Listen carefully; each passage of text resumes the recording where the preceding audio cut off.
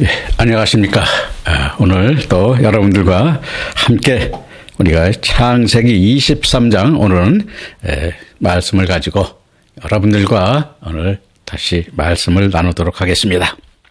자, 창세기 23장은 아브라함이 믿음의 동반자인 그의 아내 사라가 죽음으로써 헤브론 땅 막벨레굴에 장사되는 과정을 서술하고 있는데요.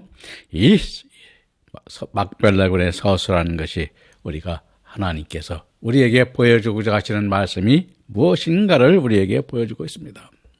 우리가 여러분들도 보면 알겠습니다만은 이제 이삭이 하나님의 아들로 되는 번제의 제사를 드림으로 하나님의 아들이 되어서 그 믿음으로 양육한 그러한 아브라함과 사라, 그들의 이제는 시대는 끝나고 앞으로 이삭이 어떻게 번제의 제물이 되는 말씀으로 역사를 이루어가는가를 우리에게 앞으로 보여주게 되는데, 이제 이 아브라함과 사라는 이제 역사의, 즉 믿음의 역사의 뒤안길로 사라지는 그러한 말씀으로 우리에게 보여주는데, 이것이 어떤 영적 의미를 가지고 있는가 우리가 한번 그것을 깨달아 보는 것이 23장의 말씀에서 하는 사라의 죽음으로 우리에게 예표되고 있는 것입니다. 다시 말하면 아브라함과 사라와 이삭은 부엘세바에 살았지만 하나님은 사라의 죽음을 통하여 중생의 삶을 깨닫게 하고 있고, 헤브론 막벨라굴은 새 예루살렘으로 가는 출입구요, 또 새 예루살렘으로 인도하는 문임을 오늘 우리에게 23장에서 계시하여 주고 있는 것입니다. 그래서 우리가 어떠한 믿음, 즉 우리가 어느 분이 저한테 그러더라고요. 모든 게 다 하나님의 은혜입니다 라고 말을 하고 있어요. 그래서 제가 그런 말씀을 드린 적이 있습니다. 은혜도 사단이 주는 은혜가 있고 하나님에서 베풀어 주신 은혜가 있습니다. 이것을 구분해 볼 줄 알아야 되는 것입니다. 만약 사단이 주는 은혜에 감사하고 그의 영광을 드릴 때는 사단을 영접하고 사단께 영광을 돌림으로 하나님의 영광을 가리게 하고 하나님을 떠나는 믿음으로도 갈 수 있기 때문인데, 이들은 우리가 요한계시록에서 음력교회요, 바벨론, 큰 음력교회였던 바벨론 교회로 우리가 대표되고 있는 그러한 역사를 우리가 보게 되는데, 우리가 또 그와 같은 것들이 어떻게 나타나는가도 앞으로 말씀을 보면서 하나하나 여러분들의 설명을 할 것입니다. 그래서 여러분 지금까지 시청하신 분들, 또 앞으로도 시청하지 않는, 즉 사랑하는 이웃과 형제들에게 올바른 믿음의 길과 하나님께서 이루고자 하시는 말씀의 그 역사를 우리를 함께 깨달아보고 그들도 권하여 함께 말씀을 듣게 하는 것은 여러분이 될 때 여러분도 전도자가 되고 하나님의 아들이 되는 그러한 길로 가게 되는 것임을 깨닫고 우리 함께 그 길로 가는 그 역사에 동참하는 여러분들이 되시기를 바라면서 오늘은 23장 1절 2절 말씀을 보겠습니다. 사라가 127세를 살았으니 이것이 곧 사라의 향년이라. 사라가 가나안 땅 헤브론 곧 기랏 아르바에서 죽음에 아브라함이 들어가서 사라를 위하여 슬퍼하며 애통하다가 라고 말하고 있는데, 사라가 몇 살을 살았냐면 227세를 살았다고 하고 있습니다. 227세는 하나님이 주신 연한으로 믿음으로 산 횟수를 말하는 것입니다. 육신으로 산 삶이 아닌 하나님께서 의의 믿음으로 사는 그 열매 맺는 그 믿음의 나이를 우리에게 보여주고 있는 것입니다. 다시 말하면 열매 맺는 삶의 횟수를 나타내는 나이인 것입니다. 요한복음 3장 27절에 하늘에서 주신 바가 아니면 사람이 아무것도 받을 수 없다 하셨고, 요한복음 15장 5절에는 너희는 나를 떠나서는 아무것도 할 수 없다 하셨으니 우리들도 하나님께서 이루어 주시는 믿음 한 해 한 해를 살아가야 하는 것입니다. 그래서 우리도 이 믿음의 나이가 있어야 되는 것입니다. 이 열매 맺은 나이. 저도 그래서 제 나이가 우리가 인생인 60세라고 하면 한갑인데 저는 믿음의 나이가 한 60세만 돼도 참 감지덕진데 저도 그를 위해서 이렇게 하나님의 말씀을 열심히 증거하고 영상으로도 이렇게 말씀을 여러분에게 전하고 있는 것입니다. 여러분들도 이제 하나님의 의의 믿음의 길 가는 의의 열매를 맺는 그 믿음의 나이가 여러분들에도 있기를 축원합니다. 그리고 이어서 사라가 가나안 땅 헤브론 곧 기랏 아르바에서 죽었다고 말하고 있는데, 헤브론 기랏 아르바는 우리가 헤브론이라는 그 뜻으로 보면은 친교 동맹을 맺다는 뜻이며, 기랏 아르바는 아르바의 성읍이라는 의미인데, 헤르본의 가장 오랜 지명은 네 마을 또는 네 집으로 둘러싸인 성읍으로 견해도 있습니다. 그리고 헤브론은 오늘날 와디 엘크 하일로 예루살렘 남쪽 약 26km와 베들레헴 남서쪽 19km 지점의 에르루메이데 언덕에 위치했으며 BC 1700년경 유다의 옛 성읍으로 세워졌고, 아브라함, 이삭, 야곱이 거주했으며 가나안 정복 시기에 갈렙에 의하여 정복되었다고 성경에서는 우리에게 보여주고 있습니다. 그래서 우리들도 헤브론 성 그거에 있다는 것은 그 믿음 안에 있다는 것을 말하는 것입니다. 그래서 우리가 여기서 지명이 나오는 것도 그러한 믿음 안에 있으므로 그 지명도 우리에게 그 주는 믿음에 나타내고 있음도 함께 여러분들도 알아주시길 바랍니다. 그리고 이어서 아브라함이 들어가서 사라를 위하여 슬퍼하며 애통하다가 했습니다. 아브라함이 슬퍼하며 애통함은 뭡니까? 왜 할까요? 여러분들도 마찬가지입니다. 우리는 육신이 죽어서 육신의 슬픔도 슬픔이겠지만, 이 애통하다는 것은 큰 소리를 내면서 눈물을 흘리며 우는 것을 나타내는데, 에베소 5장 25절에 의하면 남편들아 아내 사랑하기를 그리스도께서 교회를 사랑하시고 위하여 자신을 주심같이 하라 하셨는데, 아브라함이 애통하고 슬퍼함은 사라가 죽음으로 말미암아 하늘의 소망의 열매 맺는 삶이 끝났으므로 더 이상 열매 맺지 못하게 되었기 때문인 것입니다. 다시 말하면 오늘날 우리도 마찬가지입니다. 우리가 가끔 말씀을 드립니다마는 우리 이 세상의 이적, 이 세상에 눈에 보이는 이적이 중요한 것이 아닙니다. 하늘나라에 하나님께서 우리에게 큰 이적, 큰 상급으로 쌓아놓은 그 상급의 이적을 우리에게 보여주시고 그 이적을 쌓는 그러한 역사가 우리에게 중요한 것입니다. 그러므로 사라가 죽은 것은 이제는 사라의 하늘에 있어 이 더 큰 열매나 더 영광이 그에게는 더 입혀지지 않고 그대로 그 삶에서 끝났음을 우리에게 보여주고 있는 것입니다. 이것이 우리 인생에서 여러분들이 육신이 있는 동안에 해야 될 일이 무엇인가를 여기에서 다시 우리에게 보여주고 있으므로 여러분들도 그 하늘에 하나님께서 주시는 상급과 기업과 그 멸류관을 여러분들이 바라보며 그 멸류관에 맞는 그러한 믿음으로 가르치고 양육하여 열매 맺도록 해야 됨을 우리는 여기서 또 보게 되는 것입니다.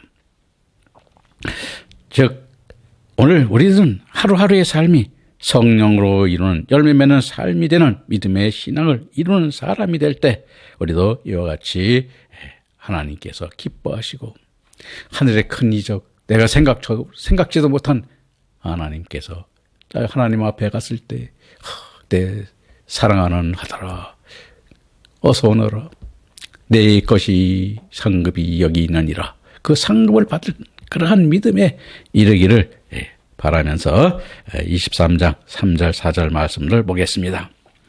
그 시체 앞에서 일어나 나아가서 해쪽 속에 말하여 가로되 나는 당신들 중에 나그네요 우고한 자니 청컨대 당신들 중에서 내게 매장지를 주어 소유를 삼아 나로 내 죽은 자를 내어 장사하게 하시오라고 말씀하고 있는데, 시체 앞에서 일어나 나가서 해적 속에 말했습니다. 해적 속은 어떤 족속입니까? 여러분들 잘 알겠습니다만은 하나님을 아직 배척했으나 이제 아브라함이 그들과 함께 동맹을 맺음으로써 그 믿음 안에 들어온 족속을 말하는 것입니다. 그래서 저 헷 족속은 히트베네입니다. 히트베네. 이 히브리어는 베네인데 헷이라는 것은 두려움 또는 무서움, 공포를 뜻하며 노아의 둘째 아들인 함의 자손이요 가나안의 아들로 수리아 지방을 중심으로 철기 문화를 꽃피운 히타이트족이 족이나 당시 이들은 헷 족속의 일부로서 이방 민족이었으며 훗날 이스라엘 백성들이 출애굽할 때에 아모리 여부수 족속과 함께 가나안 산간 지역에 살았던 사람들로 성경에서는 나타나고 있습니다. 그리고 나는 당신들 중에 나그네요 우고한 자니라고 하는데 나그네요 우고한 자라 하면 여러분들이 보면 알겠습니다만 우고하는 자는 깨르예요. 깨르는 낯설고 정이 들지 않는 것에서 치료하는 자이며 나그네 또한 일정한 거처가 없이 돌아다니는 사람을 일컫는 말인데 성경은 우리 인생의 삶을 히브리서 11장 13절과 베드로전서 2장 11절에 나그네로 비유하여 말씀하고 있습니다. 즉 나그네라고 하는 것은 우리의 인생, 즉 이 땅에 와서 삶이 나그네의 삶과 같음을 말하는 것입니다. 그래서 우리의 진정한 삶, 진정한 우리 행복을 누리고 우리의 영원한 생명이 있는 이 삶의 터는 아버지께서 준비한 하늘나라임을 우리는 여기서 깨닫게 되는 것입니다. 그래서 진정한 그 하나님의 백성 중에서 가장 큰 복과 큰 하늘의 복을 누리는 그들이 될 때 우리는 진정한 하나님의 아들이 되고 하나님께서 예수님을 우편 보좌에 두셨듯이 우리도 그 자리로 인도하는 믿음에 이를 때 우리도 그와 같이 영원한 그 생명의 영광을 누리며 하늘의 하나님의 종으로서 또 하나님께서 다시는 분봉왕으로서 우리의 또한 거기에 영원한 삶의 터가 있음을 깨닫고 그 하늘의 영광을 바라보며 사는 여러분이 되어야 되는 것입니다. 그리고 당신들 중에서 내게 매장지를 주어 소유를 삼아 나로 죽은 자를 장사하게 하시오라고 말하고 있는데 당신들 중에서 내게 장사할 매장지를 달라는 것은 매장지라고 하는 것은 무덤을 뜻하는데 굴을 파다 또는 땅을 파다의 뜻한 동사의 의미에서 유래된다는 말로 고대 근동의 국가들은 대개 화장을 하던 풍습이 있었습니다. 그런데 본절에서의 무덤은 중생을 뜻하는 에스겔서 37장 12, 14절에 너는 대언하여 그들에게 이르기를 주 여호와의 말씀에 내 백성들아 내가 너희 무덤을 열고 너희로 거기서 나오게 하고 이스라엘 땅으로 들어가게 하라. 내 백성들아 내가 너희 무덤을 열고 너희로 거기서 나오게 한즉 너희가 나를 여호와인 줄 알리라. 내가 또 내 산을 너희 속에 두어 너희로 살게 하고 내가 또 너희를 너희 고토에 거하게 하리니 나 여호와가 이 일을 말하고 이룬 줄을 너희가 알리라. 나 여호와의 말이니라 하셨다고 말씀하고 있는데 이와 같이 이 무덤이라고 하는 것은 우리가 여러분이 잠시 쉬는 것이요 또 우리가 부활의 장소일 우리에게 보여주고 있는 것입니다. 그래서 이 마태복음 27장 42, 43절에도 보면 무덤이 열리며 자던 성도의 몸이 많이 일어나되 예수의 부활 후에 저희가 무덤에서 나와서 거룩한 성에 들어가 많은 사람들에게 보이니라 하신 말씀에서도 나타나고 있는데 무덤은 부활의 장소요 장례 또한 거듭되는 중생의 징표를 나타내고 있는 것입니다. 그래서 앞에도 한번 설명을 했습니다만 우리 인간이 죽은 것은 하나님께서 심판을 하기 위해서 주신 것입니다. 그래서 인생의 심판 어떻습니까? 여러분들도 주님 앞에 하나님 앞에서 심판대에 섰을 때 자신 있게 주님 제가 하나님과 주님의 영광을 위하여 무슨 일을 했는가를 여러분들도 한번 심판대에 섰을 것으로 생각하고 여러분들도 돌아보시면 우리가 어떠한 삶을 살았는가 한번 여러분들도 우리 돌아보는 자들이 되어서 여러분들이 앞으로 나아갈 바를 정하고 그 길로 가시기를 바랍니다.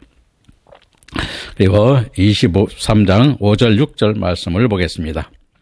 헷족속이 아브라함에게 대답하여 가로되 내 주여 들으소서 당신 우리 중 하나님의 방백이시니 우리 묘실 중에서 좋은 것을 택하여 당신의 죽은 자를 장사하소서. 우리 중에서 자기 묘실에 당신의 죽은 자 장사함을 금할 자가 없으리다 라고 말하고 있는데, 자 여기서 헷족속이 아브라함을 내 주여 즉 아도나이로 부르고 있습니다. 아도나이는 일반적으로 존경을 나타내는 존경의 표현을 나타내지만 성경에서는 하나님을 상징하는 낱말로 많이 사용되는데, 뒤에서 나타나는 하나님의 방백인 네시 엘로힘이 뜻하는 의미인 네시는 방백은 하나님 민족을 이끄는 자, 백성의 왕 또는 통치자 등으로 사용되었는데, 하나님의 방백을 직역하면 하나님께서 높은 자리에 임명한 자라는 의미로 아브라함이 헷족속들에게 하나님의 사자로서 존경받고 있음을 보여주고 있습니다. 그리고 우리가 여러분들이 보면 우리가 추석책이나 이렇게 보면은 여러분들이 그 성경학자가 있죠. 그것이 폴리갑이라는 사람이 있습니다. 폴리갑. 근데 많이 들어봤을 거예요. 그 추석책에서 보면 이제 폴리갑인데, 폴리갑이라는 사람은 이 주 아도나이죠. 헬라어로는 이제 키리오스인데, 이 로마, 그래서 주라는 말은 뭐냐면 로마에서는 이제 황제 시대에 황제도 주라는 말을 모든 것이 주인이라는 말로 사용되기도 하는데, 이 폴리갑은 그래서 하나님한테만 써야 되는 그것으로 하기 위해서 그 주라는 것을, 즉 로마 황제에게 주라는 말을 사용하라고 했으나 그를 거절하였습니다. 그래서 결국은 그 주라는 말을 하나님한테만 쓰는 말씀으로 그는 생각하고, 그 말씀을 로마 황제의 말을 주로 부르라고 할 때 주를 부르지 않음으로써 순교하였다고 제가 한번 추석책에서 본 기억이 나는데, 이와 같이 하나님의 말씀, 주 하나님을 하는 것은 누구도 우리에게 그와 같이 그러한 믿음에 이르는 그러한 여러분들도 또한 있었음을 우리가 기억하시기 바랍니다. 그리고 우리 묘실 중에서 좋은 것을 택하여 당신의 죽은 자를 장사하소서라고 말하고 있는데, 우리의 묘실 중에서 좋은 것을 택하라는 것은, 좋은 것을 택하라는 것은 제약 없이 선택하라는 의미로 헷족속들도 중생할 것을 믿는 믿음의 사람들이 되었음을 드러내 보이고 있는 것입니다. 즉 어둠의 세상에서 빛의 세상인 영생의 생명으로 다시 살아났음을 고백하고 있는 것입니다. 왜? 그와 같이 장사하고. 왜 좋은 걸 주겠습니까? 여러분들도 보면 알겠지만, 여러분들이나 저나 마찬가지입니다. 가장 좋은 것이 있을 때는, 여러 물건이 있을 때는 어떻게 되겠어요? 가장 좋은 건 먼저 고른 다음에 다른 사람 나머지를 골라 가지라고 그러지 않습니까? 먼저 여러분들이 가지고 있는 사람들이. 그런데 여기에서는 가장 좋은 걸 고르라고 하고 있기 때문인 것입니다. 가장 좋은 것은 뭐냐면 가장 여러분들이 존경하는 사람들에게 주고, 또 그것을 찬양하고 그 믿음 안에 있음을 우리에게 보여주는 것이기 때문에 그렇게 말씀하고 있는 것입니다.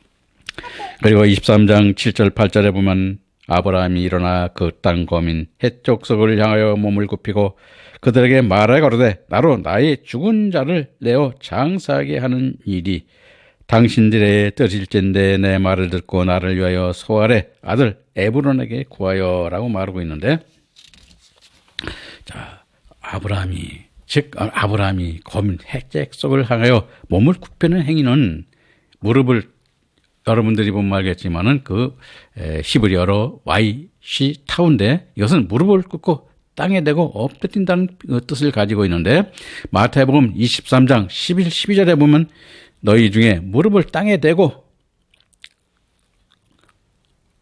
너희 중에 큰 자는 너를 섬기는 자가 되어야 하리라.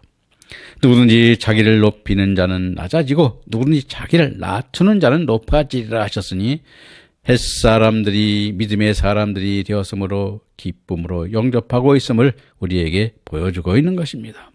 그래 우리도 하나님을 영접하고 또 믿음을 가진 사람들은 항상 사랑하는 이웃과 형제들을 대할 때도 어떻게 해요? 기쁨으로 영접하고 기쁨으로 여러분들이 그 안에서 하나님의 사랑 안에서 사랑을 나누며 하나님께서 이루고자 하는 그러한 일들을 함께 이루어야 되는 것을 우리에게 여기서도 보여주고 있는 것입니다. 그리고 이어서 나로 나의 죽은 자를 내어 장사하게 하는 이 당신들의 뜻일진데 했습니다. 당신들의 뜻이라고 하는 것은 나푸시켐은 네페시 즉 생기, 생명, 영혼을 가리키는 때 사용하는 낱말로 진실한 마음으로 말하고 있음을 표현하고 있는 것입니다. 그래서 오늘날도 마찬가지입니다. 우리가 사람들이나 말 때도 진심, 우리는 그들에게 진심으로 말해야 됨을 우리에게 보여주고 있는 것입니다.